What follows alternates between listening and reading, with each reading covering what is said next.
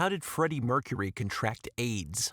Freddie Mercury's amazing life and tragic death have captivated fans all around the world for decades. The 2018 release of the Freddie Mercury biopic, named after Queen's biggest single, Bohemian Rhapsody, reignited love for the band and reminded audiences around the world that one of rock's best vocalists was taken from us way too early.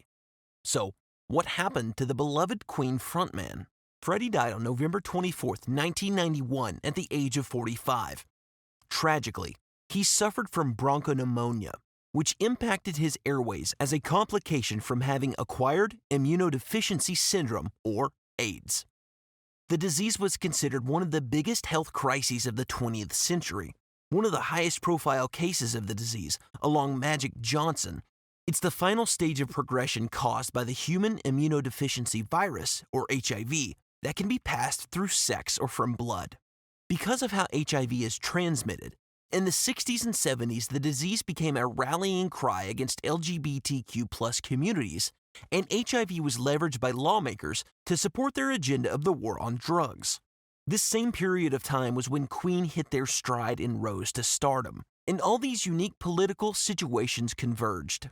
Sure, Queen probably didn't need the negative press surrounding AIDS, but Freddie's fame and iconic status made him an inspiration for those suffering from the disease, and the attention he received also helped him inspire a community that still struggles with persecution to this very day. At the time, a lot of press painted Freddie in a very negative light, choosing to condemn his lifestyle choices instead of sympathizing with a fellow human suffering from one of the worst diseases in human history. So, how did one of the biggest rock stars in history contract this harsh, incurable illness? Well, it's no secret that Freddie lived the rock star life. Queen never shied away from their live fast lifestyle, with plenty of songs about intimacy like Somebody to Love and Fat Bottom Girls, and many more. Freddie's own stage performance, wardrobe, and attitude was all about sex appeal. And sure, that is a staple of the rock and roll genre, with other bands like the Rolling Stones and the Beatles using their fame, fortune, good looks, and music to charm audiences all around the world. Sex and rock and roll go way back. The king of rock and roll himself, Elvis Presley, was censored during live television performances because people feared his dancing was too promiscuous. If only those same people could see Miley Cyrus's live shows. Freddie himself never really hid his sexuality, but he rarely spoke about it as well. He faced constant backlash and homophobia for his wardrobe and style that mirrored that of gay men at the time. But was Freddie actually gay? We'll answer that question in a bit, but many people believed he was during his lifetime. His AIDS diagnosis only further fueled public outcry against Mercury at a time when many people unjustly believed that AIDS was a disease caused by homosexuality. Many people believed AIDS started with gay populations, and they also incorrectly peddled a false narrative that AIDS affects LGBTQ communities more than heterosexual populations. But recent studies showed that the biggest factor for AIDS isn't sexual orientation, but rather how many partners someone has. The more partners, the higher the risk. And while Freddie didn't talk about his sex life to the press, fans and bandmates knew he had tons of partners, both men and women.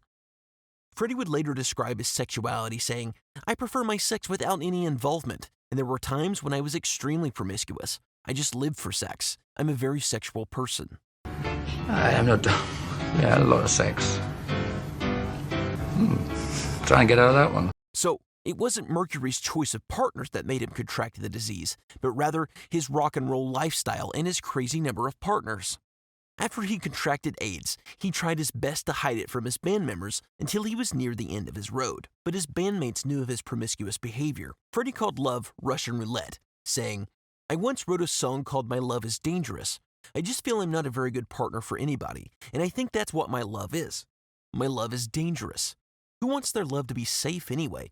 Can you imagine writing a song called My Love is Safe? It would never sell." But even though he thought badly about his love life, he still fell in love a number of times over his life. Did one of Freddie's lovers pass on the disease? Toward the end of his life, Freddie became close with his hairdresser, a man named Jim Hutton, and they hit it off. Jim was Freddie's last love, and he spent the last 6 years of his life together with him. After Mercury passed away, the headlines were furious, with blame pointed at Jim, with accusations that he gave Mercury AIDS. Jim undoubtedly learned of Freddie's diagnosis, but it was actually Freddie who passed the disease on to Jim. Hutton even concealed his own diagnosis from Freddie in his final days because he didn't want to dig into the past. But what about Freddie's first love? It may come as a shock, but his first long-term romantic partner was actually a woman named Mary Austin. He even reportedly wrote the Queen hit, "Love of My Life," for Mary.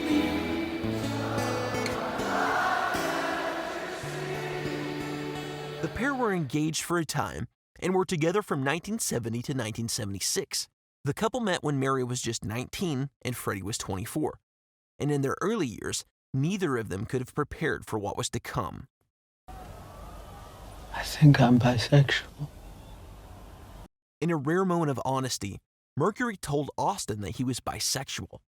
Instead of listening to his coming out story, she rejected it and told him she thought he was gay.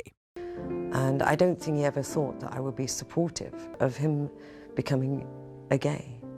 The pair split up immediately after that talk, and their separation might have contributed to Mercury's mistrust of his partners and overall emotional distance as he separated sex from love. Although they broke up, Mary and Freddie remained friends up until the end, and she even received the bulk of his assets in his will. Although the movie Bohemian Rhapsody is quite factually incorrect, the scene of their separation is handled very well in it, and it made me cry for them. When Freddie described his tumultuous love life, he said, "All my lovers ask me why they couldn't replace Mary, but it's simply impossible. The only friend I've got is Mary, and I don't want anybody else. To me, she was my common law wife. To me, it was a marriage."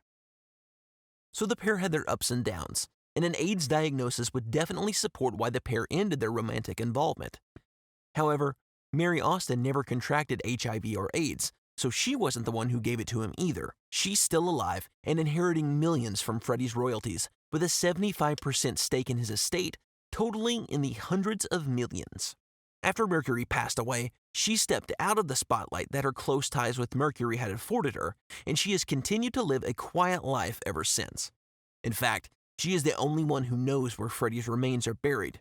That's true love for you. And you're fascinated to see this person within, totally at ease and at one with themselves. Of course, tabloids were all abuzz with rumors and collateral damage that hit Mary too.